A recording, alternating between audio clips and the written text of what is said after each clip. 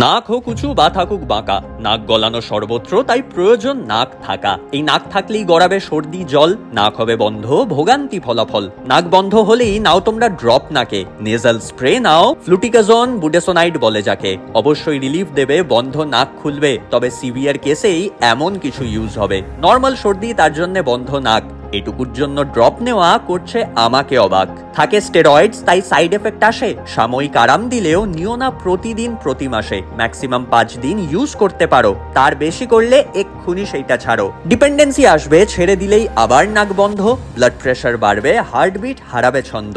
Severe allergy হলে বা allergic rhinitis, নাক একেবারে বন্ধ, ভেপার নিয়েও অ্যাজ ইট ইজ, তখন এই নাকের ড্রপ ইউজ তোমরা করো। স্যালাইন ড্রপ কিন্তু ইউজ তোমরা করতেই পারো। ভেপার নাও, ইমিউনিটি বাড়াও, রেসপিরেটরি এক্সারসাইজ করে রোগ তুমি তাড়াও। কারা এমন করেছো, কারা এমন করছো জানাও তাড়াতাড়ি, যদি অসুবিধে বুঝতে পারছো।